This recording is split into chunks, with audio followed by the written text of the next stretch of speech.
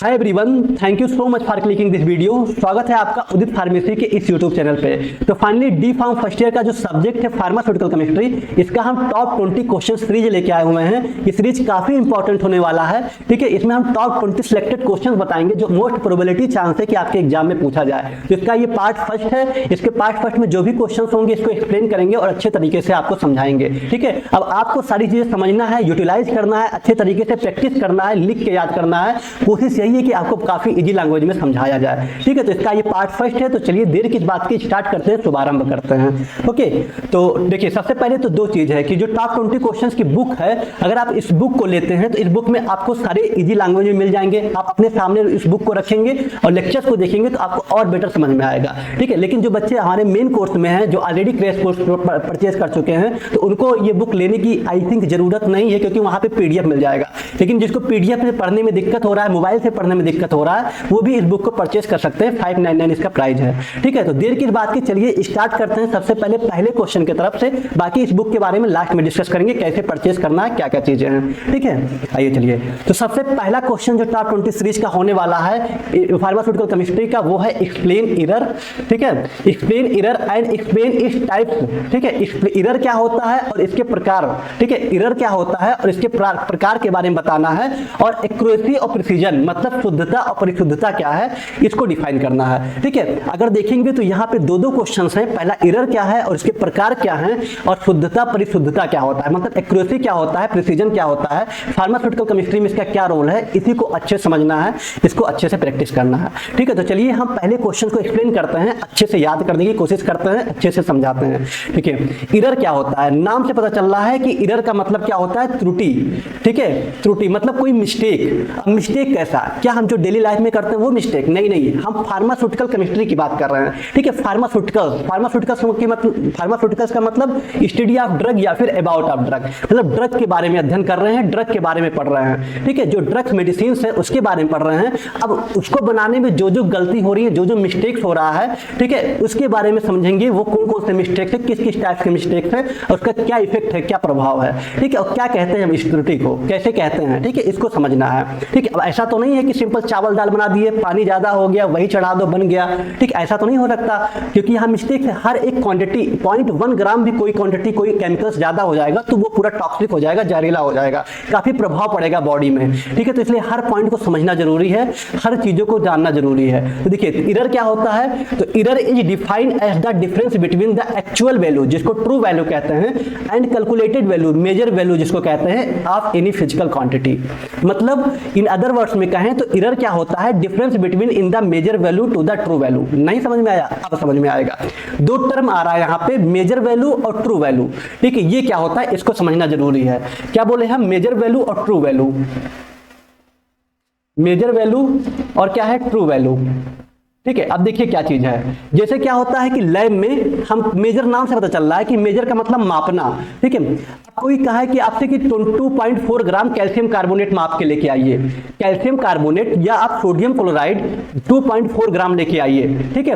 एक आप देखे हैं 2.4 ग्राम, आप जब उसको माप रहे हैं तो 2.4 ग्राम नहीं आ रहा है, कुछ कम आ रहा है या कुछ ज्यादा आ रहा है। कैसे? क्योंकि जिस पे माप रहे हैं, ठीक है, जिसको वेइंग मशीन बोलते हैं, ठीक है, जिसको हिंदी में मतलब कहें तो तराजू भी कह सकते हैं नाम तौर पे, जिस पे मापते हैं। तो जो वेइंग मशीन होता है जिस पे हम मेजर करते हैं, अगर उसमें कोई खराबी हो, उस खराबी की वजह से हमारा एग्जैक्ट डाटा नहीं आ रहा है। हमको मापना था 2.4 ग्राम, आ कितना रहा है, 2.9 ग्राम आ रहा है। क्यों आ रहा है? क्योंकि कहीं ना कहीं इस हमारे इंस्ट्रूमेंट में फॉल्ट है, ठीक है, कहीं ना कहीं हमारे वेइंग मशीन में फॉल्ट है, ठीक है। तो ऐसे में क्या होगा, एरर आने के चांस रहेंगे। तो जो ट्रू वैल्यू, जो वैल्यू आप देखे थे जो 2.4 ग्राम था, वो उसका ट्रू वैल्यू था। लेकिन जब मेजर कर रहे हैं उसी चीज को तो कितना आ रहा है, 2.5 ग्राम आ रहा है। क्यों? क्योंकि हमारे इंस्ट्रूमेंट में फॉल्ट है। तो यही दोनों के बीच का जो डिफरेंस है, यही एरर कहलाता है, ठीक है। ट्रू वैल्यू और मेजर वैल्यू के बीच का जो डिफरेंस है, यही एरर कहलाता है। यही चीज लिखा हुआ है, it is the difference between the measure value to the true value. Measure value और ट्रू वैल्यू के बीच का जो डिफरेंस है, जो भिन्नता है, वही एरर कहलाती है, ठीक है। ये error is defined as the difference between, error को हम परिभाषित कर सकते हैं किसके बीच में, जो भिन्नता है एक्चुअल वैल्यू, जिसको हम ट्रू वैल्यू कहते हैं, जिसको हम कहेंगे कि हाँ इतना लेना है, ठीक है। अब कोई भी मेडिसिन बना रहे हैं, कोई भी सब्सटेंस बना रहे हैं, पदार्थ बना रहे हैं, कोई सॉल्यूशन बना रहे हैं, ठीक है, इसमें हम 2.4, 2.9 जितना भी ग्राम कह रहे हैं वो आपका ट्रू वैल्यू है, ठीक है। और कैलकुलेटेड वैल्यू जो आप मेजर कर रहे हैं, ठीक है, ऐसा तो नहीं है कि आपसे कह दे 2.4 ग्राम आप देख के ही बता दीजिए और इसको मिला दीजिए, ऐसा नहीं होगा ना। तो जो ट्रू वैल्यू होता है और कैलकुलेटेड वैल्यू दोनों के बीच का जो डिफरेंस होता है वही एरर कहलाता है। अब मेजर करने के लिए जो वेइंग मशीन होता है जिसमें मापते हैं, अगर इसमें किसी कारण अच्छे से एक्यूरेट रीडिंग नहीं आ पा रहा है, जंग लग गया है, काफी दिन से रखा हुआ था, कुछ फॉल्ट हो रहा है उसमें, तो वो रीडिंग सही ना आने की वजह से एरर आ जाता है, ठीक है। तो यही एरर होता है, जो ट्रू वैल्यू और मेजर वैल्यू के बीच का जो डिफरेंस होता है वही एरर कहलाता है। उम्मीद है कि समझ में आया होगा, ठीक है। तो यहाँ बात हो रही कहीं ना कहीं फॉल्ट की, जो लैब में जो वेइंग मशीन रखा होता है, अगर ये फॉल्ट है तो सही से वो आपका एक्यूरेट रिजल्ट नहीं आएगा। मतलब 2.4 ग्राम आप जानते हैं ये है, लेकिन जब मेजर करेंगे तो 2.5 आएगा या फिर कम आने लगेगा या ज्यादा आएगा, ठीक है। समझ में आया? चलिए आगे बढ़ते हैं और इसके टाइप्स को समझते हैं। एरर जो होते हैं वो 3 टाइप्स के होते हैं, ठीक है। एरर जो होते हैं, जो त्रुटि होते हैं, वो 3 प्रकार के होते हैं। पहला है रैंडम एरर, दूसरा है सिस्टमेटिक एरर और तीसरा है ग्रॉस एरर। क्या बोले हम? रैंडम एरर, सिस्टमेटिक एरर और ग्रॉस एरर। यही याद कर लीजिए। एरर क्या बताए हैं? Error is the difference between true value and the measure value. Error जो होता है ट्रू वैल्यू और मेजर वैल्यू के बीच का डिफरेंस होता है। अब ट्रू वैल्यू मेजर वैल्यू आपको समझ में आ गया। ट्रू वैल्यू जो वैल्यू दिया गया होता है, ठीक है। जैसे आप देखे होंगे पानी का 20 रुपए का बोतल लीजिए, वो कहता है 1 लीटर का। अब क्या जब मापेंगे किसी चीज को देखेंगे तो क्या वो 1 लीटर रहेगा?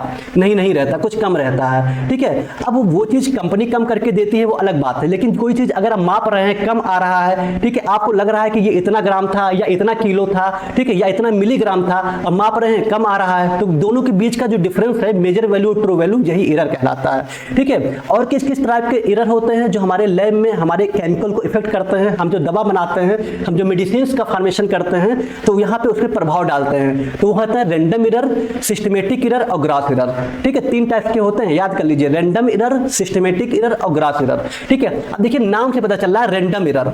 रैंडम का मतलब क्या होता है? थोड़ा ब्लर आ रहा होगा, समझने की कोशिश करिएगा। RANDOM लिखा हुआ है, ठीक है, रैंडम एरर, ठीक है। रैंडम एरर क्या होता है? रैंडमली कोई चीज हो जाए, sudden change in the atmosphere.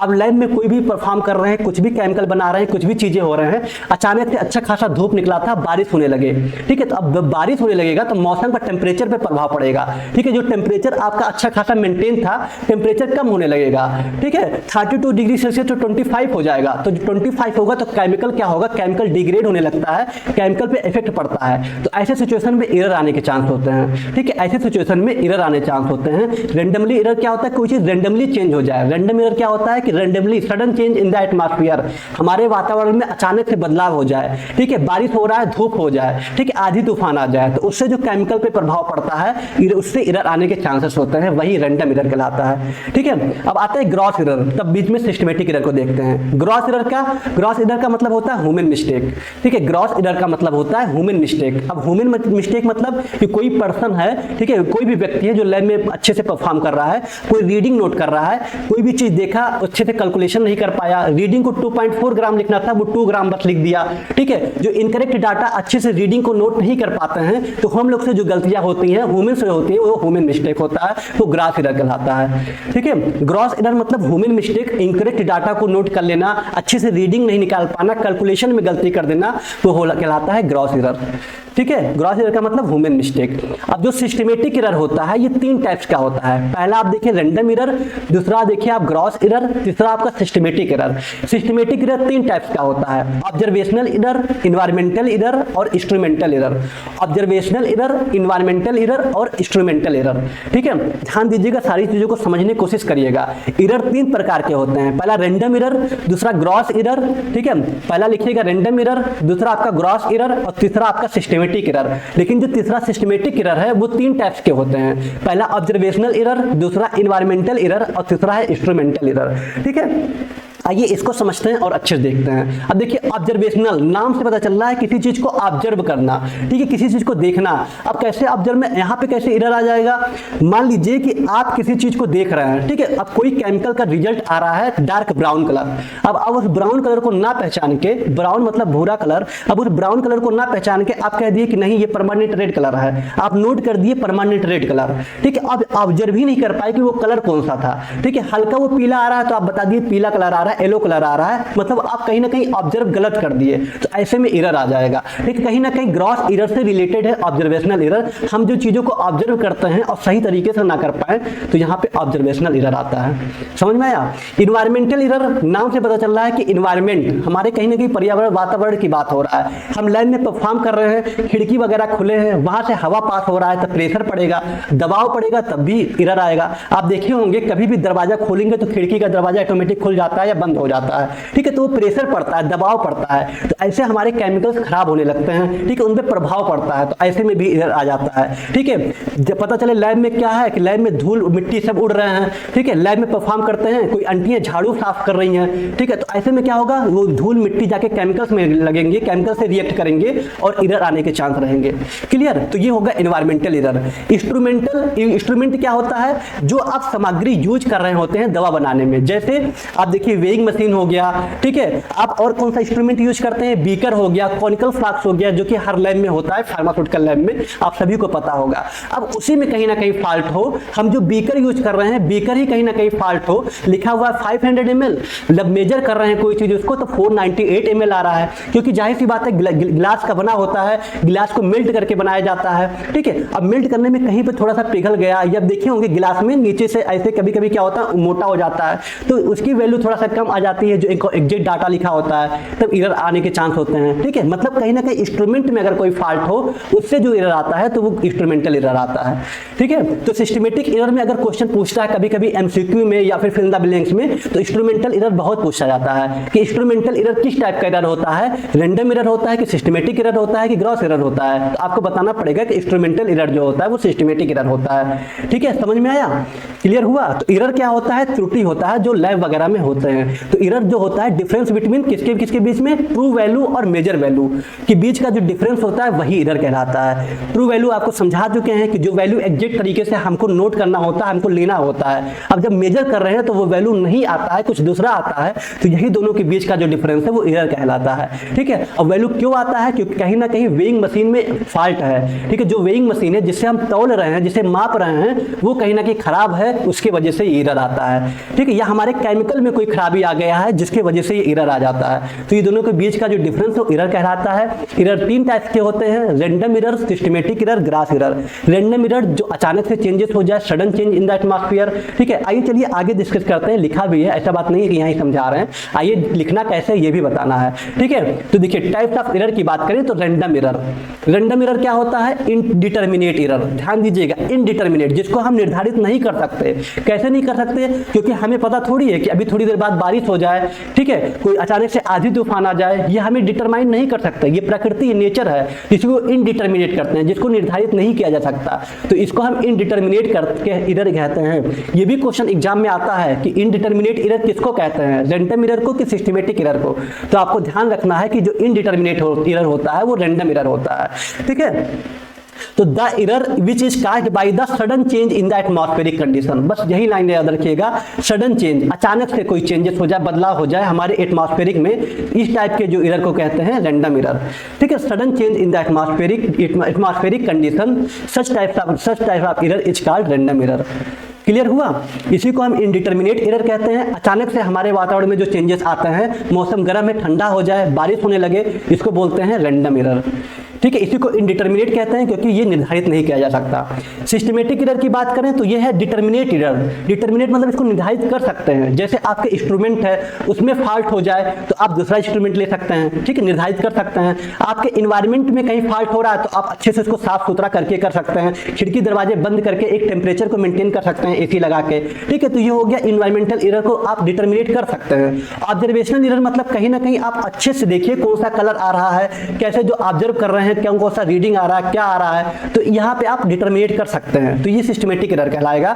Systematic error को क्लासिफाइड किया गया है तीन टाइप्स में, इंस्ट्रूमेंटल, एनवायरमेंटल और ऑब्जर्वेशनल एरर। ठीक है, इंस्ट्रूमेंटल, एनवायरमेंटल और ऑब्जर्वेशनल। ठीक है, इंस्ट्रूमेंटल की बात करें तो आपको बता चुके हैं कि एरर, जो एरर होता है अकर्थ मतलब पाया जाता है इन द इंस्ट्रूमेंट, हमारे इंस्ट्रूमेंट में जो एरर पाया जाता है क्योंकि of the fault of the operator, क्योंकि of the fault of the operator, operator के द्वारा, ऑपरेटर मतलब जो इसको बनाता है, जो ऑपरेट करता है, उसके द्वारा अगर फॉल्ट होता है तो उस अगर इंस्ट्रूमेंट में ऑपरेटर के द्वारा कोई फॉल्ट होता है तब ऐसे में क्या होता है, एरर आ जाता है। ठीक है, कोई भी ऑपरेटर है, कोई भी बीकर बना रहा है, कोई भी कॉनिकल फ्लास्क बना रहा है, तो ऐसे में क्या हो गया, उसके वजह से फॉल्ट हो गया, अच्छे से रीडिंग को नहीं नोट कर पाया, ये जो ग्लास को बना रहा है मेल्ट करके वो अच्छे से मेल्ट नहीं हो पाया। ठीक है, ये हल्का सा ब्रेकेज हो गया ट्रांसपोर्ट में, कहीं से इधर आता है ना लैब वगैरह में, या फिर जहाँ से बन के आता है अच्छे से पैकेजिंग नहीं है तो वहाँ पे फॉल्ट हो गया, तो ऐसे में एरर आने के चांसेस होते हैं। ठीक है, हमारे इंस्ट्रूमेंट में एरर आने के चांसेस होते हैं। इन्वायरमेंटल की बात करें तो such types of error mainly occur due to the effect of temperature, pressure, humidity, dust, etc। ठीक है, इस टाइप के जो एरर होते हैं ये कहाँ पाए जाते हैं, क्या प्रभाव डालते हैं, तापमान पे। ठीक है, जाहिर सी बात है, अब लैब का ही है, लैब में आप खिड़की दरवाजा एसी चला रखे हैं, बाहर का दरवाजा खोल रखे हैं, तो ऐसे में क्या होगा, टेम्परेचर बाहर का अंदर आएगा, जो आप एग्जैक्ट टेम्परेचर मेंटेन किए थे 25 डिग्री सेल्सियस वो 25 ना रह के और कम होने लगेगा, सॉरी और ज्यादा होने लगेगा। ठीक है, तो इसीलिए सारी चीजें क्या होंगे, एरर आने के चांस होंगे। प्रेशर कैसे पड़ता है, जैसे ही दरवाजा खोलेंगे खिड़की ऑटोमेटिक बंद हो जाती हैं, तो इस सब चीजों का ध्यान रखना है। तो ऐसे दाब, जब प्रेशर पड़ते हैं, दाब पड़ता है तो केमिकल पे इफेक्ट पड़ता है। ठीक है, ह्यूमिडिटी मतलब क्या होता है, नमी, बरसात वगैरह में ह्यूमिडिटी नमी आने की वजह से भी केमिकल पे इफेक्ट पड़ता है, तब भी एरर आ जाते हैं। और डस्ट मतलब क्या होता है, धूल मिट्टी होता है, जो धूल होते हैं, छोटे छोटे कण होते हैं, ये भी आके हमारे केमिकल्स में पड़ेंगे तब भी एरर आ जाएंगे। ठीक है, तो यही है environmental error. Okay, observational error की बात करें तो कोई चीज ऑब्जर्व करना। ठीक है, such types of error are due to the wrong observation of the reading, wrong observation of the reading. अब इस टाइप के जो एरर होते हैं, हम कोई भी रीडिंग को या कोई भी चीज गलत ऑब्जर्व कर रहे हैं, अच्छे से ऑब्जर्व नहीं कर पा रहे हैं, चाहे वो कलर आ रहा है, क्योंकि कलर हमको देखना है, क्योंकि कलर से बहुत सारी चीजें ऑब्जर्व करते हैं। ठीक है, केमिकल्स जैसे आप देखे थे आगे, लिमिट टेस्ट हो गया, टाइट्रेशन हो गया, कहीं ना कहीं कलर से ही ऑब्जर्व करते हैं कि हमारा सब्सटेंस किस नेचर का है। ठीक है, तो कलर ही हम उसको ऑब्जर्व ना कर पाए, कलर को ही ना पहचान पाए और गलत कलर नोट कर ले, तो ऐसे में क्या होगा, एरर आ जाएगा। ठीक है, तो ये 3 टाइप सिस्टमेटिक एरर में याद रखिएगा, इंस्ट्रूमेंटल एरर, एनवायरमेंटल एरर और ऑब्जर्वेशनल एरर। तो आप रैंडम एरर देख लिए, सिस्टमेटिक एरर देख लिए, अब आइए जल्दी से ग्रॉस एरर को भी देख लेते हैं। ग्रॉस एरर क्या होता है, the gross error occurs because human mistake. आपको स्टार्टिंग में बता दिए थे, ये जो एरर होते हैं ये ह्यूमन मिस्टेक होते हैं। ठीक है, हम लोग से जो गलतियां होती हैं इसके कारण जो एरर होते हैं वो क्या होते हैं, ग्रॉस एरर होते हैं। अब हम लोग से क्या गलती होगी, मान लीजिए हमको कोई चीज रीडिंग निकालना है, 2-3 चीज लिए, एवरेज निकालना है, कैलकुलेशन नहीं कर पाए। ठीक है, जो डाटा हमको लिखना था एग्जैक्ट नहीं लिख पाए, थोड़ा कम लिख दिए, कहीं ज्यादा हो गया, कैलकुलेशन गलत हो गया, रीडिंग को अच्छे से नोट नहीं कर पाए, तो ऐसे में जो एरर होता है वो ग्रॉस एरर कहलाता है। ठीक है, फॉर एग्जांपल लिखा हुआ है कि consider the person using the instrument taking the wrong reading. Consider मतलब मानिए कि कोई पर्सन हो, ठीक है, वो इंस्ट्रूमेंट, जो भी इंस्ट्रूमेंट है उसको यूज कर रहा है, ठीक है, और उसमें रॉन्ग रीडिंग ले रहा है। ठीक है, रॉन्ग रीडिंग ले रहा है मतलब रीडिंग को अच्छे से नोट नहीं कर पा रहा है, तो ऐसे में क्या होगा, ग्रॉस एरर होगा। या फिर they can record the incorrect data, वो जो डाटा नोट कर रहा है वो गलत डाटा नोट कर रहा है, अच्छे से नहीं नोट कर पा रहा है, तो ऐसे में क्या होगा, ग्रॉस एरर आ जाएगा। ठीक है, such type of error comes under the gross error. तो समझ में आया, ग्रॉस एरर का मतलब एक ही मन में बैठा लीजिए, ह्यूमन मिस्टेक। जो ह्यूमन मिस्टेक हम लोग से जो गलतियां होती हैं वही ग्रॉस एरर कहलाती हैं। ठीक है, चलिए बहुत बढ़िया, आइए आगे देखते हैं। उम्मीद है कि आपको एरर और एरर के टाइप समझ में आया। तो क्वेश्चन क्या थे, एरर क्या होता है और इसके टाइप्स क्या हैं, ये आपको समझ में आ गया। अब नेक्स्ट क्वेश्चन देखते हैं कि एक्यूरेसी क्या होता है और प्रिसीजन क्या होता है। एक्यूरेसी क्या होता है और प्रिसीजन क्या होता है, आइए इसको भी जल्दी से समझते हैं और एकदम समझने की कोशिश करते हैं। ठीक है, चलिए अब देखिए एक्यूरेसी और प्रिसीजन को समझते हैं। तो एक्यूरेसी क्या होता है, इन फार्मास्यूटिकल केमिस्ट्री जो एक्यूरेसी, जिसको हम हिंदी में शुद्धता कहते हैं। ठीक है, हिंदी में हम क्या बोलते हैं, शुद्धता कहते हैं। अब देखिए शुद्धता को अगर डिफाइन करें तो अगर नॉर्मली भाषा में कहें तो क्या होगा, आपके घर में जो दूध आता है अगर उसमें पानी ना मिलाया जाए तो आप कह देंगे कि एकदम बहुत शुद्ध दूध है, बहुत इसकी एक्यूरेसी काफी मेंटेन है। ठीक है, अगर उसमें पानी मिला के ला रहा है तो कहेंगे नहीं भैया ये एकदम शुद्ध नहीं है, इसके यहाँ का दूध सही नहीं आ रहा है। ठीक है, तो वही एक्यूरेसी का मतलब कहीं ना कहीं शुद्धता से है। अब इसमें केमिस्ट्री में क्या कह रहा है, उसको किस लैंग्वेज में लिखना है, आइए इसको समझते हैं। तो in pharmaceutical chemistry accuracy refers how close a measure value to the true या एक्चुअल वैल्यू। अब इसका क्या मतलब हुआ, मतलब मेजर वैल्यू और ट्रू वैल्यू। ठीक है, जो मेजर वैल्यू होता है और ट्रू वैल्यू आपस में कितने क्लोज हैं, इसी को हम एक्यूरेसी कहते हैं। नहीं समझ पाए। जो मेजर वैल्यू होता है और ट्रू वैल्यू, मेजर वैल्यू और ट्रू वैल्यू आपको स्टार्टिंग में बता दिए थे जब एरर पढ़ा रहे थे। दोनों का जो डिफरेंस होता है वो एरर कहलाता है। ध्यान दीजिएगा, गलती मत करिएगा।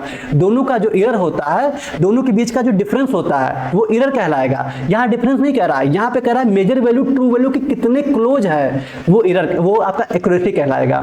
ठीक है, जैसे मान लीजिए इमेजिन करिए कि you are trying to measure 100 mg of drug, कोई 100 mg का ड्रग मेजर कर रहे हैं। ठीक है, ये आपका क्या हो गया, ये आपका ट्रू वैल्यू हो गया। ठीक है, लेकिन जब सॉरी ये आपका ट्रू वैल्यू हो गया 100 mg का ड्रग। ठीक है, जब आपको मेजर किए तो आपको कितना मिल रहा है, 99 mg मिल रहा है। ठीक है, तो ये आपका क्या हो गया, मेजर वैल्यू। तो देख पा रहे हैं ट्रू वैल्यू मेजर वैल्यू कितने क्रोब है, कितने क्लोज है, 99 और 100।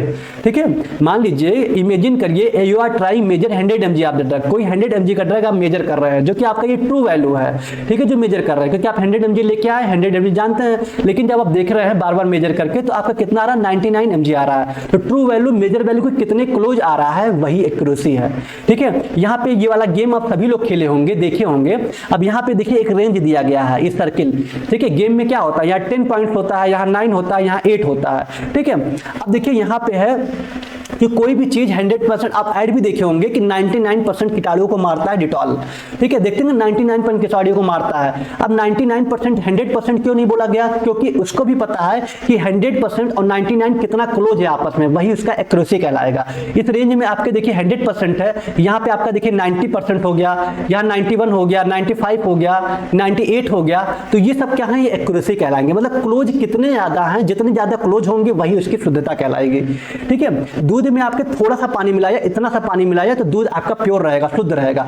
थोड़ा और ज्यादा मिला दिया तब भी शुद्ध रहेगा। लेकिन आप कह दे उसमें 1 लीटर दूध में 1 लीटर पानी मिला दे तो वो शुद्ध नहीं रहेगा। ठीक है, वो अशुद्ध हो जाएगा। क्लियर, समझ में आया। तो ये एक्यूरेसी में कह सकते हैं कि जो ट्रू वैल्यू मेजर वैल्यू के कितने क्लोज है वही शुद्धता कहलाएगा। क्लियर।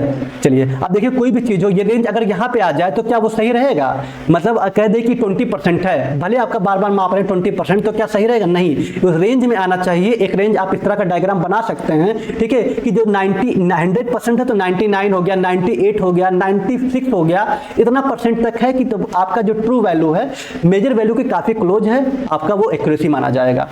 ठीक है, समझ में आया। तो इमेजिन करिए कि you are trying measure 100 mg of a drug, कोई ड्रग है जो 100 mg का है, लेकिन आप जब उसको मेजर कर रहे हैं तो आपको मिल रहा है कितना, 99 mg।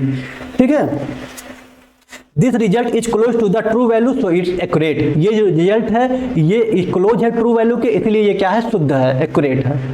समझ में आया एक्यूरेसी। चलिए अब प्रिसीजन को देख लेते हैं। प्रिसीजन क्या है, परिशुद्धता। फार्मास्यूटिकल केमिस्ट्री में जो प्रिसीजन होता है ये रिफर करता है how consistently you can get the same measurement over multiple attempt. ठीक है, जो आपका यहाँ पे क्या बता रहा है कि जो प्रिसीजन होता है, लगातार एक बार मेजर कर रहे हैं ना तो लगातार वही चीज बार बार रिपीट हो रहा है। मतलब समझे नहीं, जैसे क्या कर रहे हैं कि आप कोई ड्रग मार रहे हैं, ठीक है, अब वो ड्रग हमेशा मेजर कर रहे हैं तो आपका कितना आ रहा है, 60% आ रहा है या 60 mg आ रहा है। फिर मेजर किए फिर से 60 mg आ रहा है, फिर मेजर किए फिर आपका 59 आ रहा है, फिर मेजर किए वहां पे आपका 60 mg आ रहा है। तो ये एक्यूरेसी तो नहीं है क्योंकि 60 mg है, लेकिन ये प्रिसाइज है। ठीक है, जहां पे एग्जैक्ट डाटा बार बार आ रहा है वो प्रिसाइज है। अब कोई भी ड्रग जैसे यहां देखे थे 100 mg था, 99 आया, तो यहां पे फिर मेजर किए फिर 99 आ रहा है, फिर मेजर किए 100 आ रहा है, 99। तो यहां एक्यूरेसी भी है और प्रिसीजन भी है।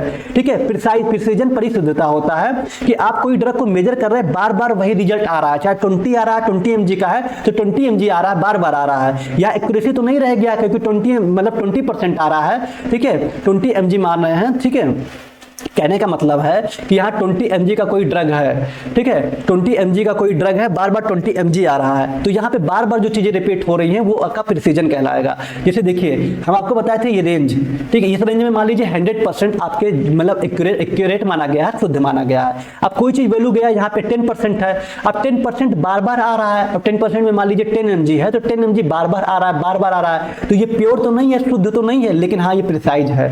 यही समझाने की कोशिश कर रहे थे कि ये प्रिसीजन है।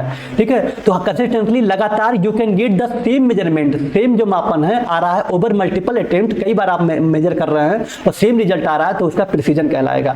ठीक है, वही लिखा हुआ है कि if you measure the same drug 5 times, यदि कोई ड्रग मेजर कर रहे हैं और सेम 5 बार वही आ रहा है result, and get 99 mg each time. ठीक है, अगर आप कोई ड्रग मेजर कर रहे हैं, सेम 5 बार मेजर कर रहे हैं और 5 बार मतलब पांचों बार आपको 99 mg मिल रहा है, योर मेजरमेंट आर प्रिसाइज, तो आपका मेजरमेंट रिजल्ट क्या कहलाएगा, प्रिसाइज कहलाएगा, क्योंकि दे कंसिस्टेंट, ये लगातार वही चीजें आ रही हैं, even if they are exactly 100 mg, ये 100 mg के काफी क्लोज है।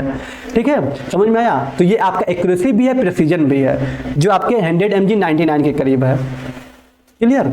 चलिए तो और समझाते हैं और भी अच्छे समझ में आ जाएगा।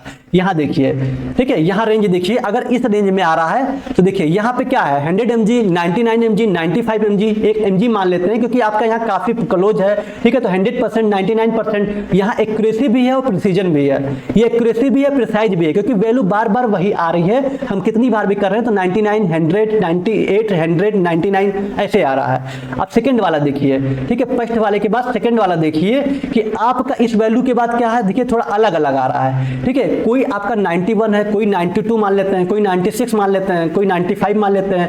तो यहाँ पे एक्यूरेसी तो है क्योंकि इस रेंज में आ रहा है, एक्यूरेसी तो है, लेकिन प्रिसीजन नहीं होगा क्योंकि वैल्यू काफी डिफरेंस हो जा रहा है। सेम बार कोशिश करेंगे, सेम बार मेजर करेंगे, सेम रिजल्ट आ जाए, ठीक है, या उसके एक पॉइंट कम हो जाए, तब कह सकते हैं कि प्रिसीजन है। यहाँ पे प्रिसीजन नहीं होगा, यहाँ एक्यूरेसी होगा, याद रखिएगा। यहाँ पे देखिए सेम आसपास आ रहा है, क्लोज आ रहा है, तो यहाँ पे एक्यूरेसी भी है और प्रिसीजन भी है। यहाँ पे अलग अलग है तो यहाँ पे प्रिसीजन नहीं होगा।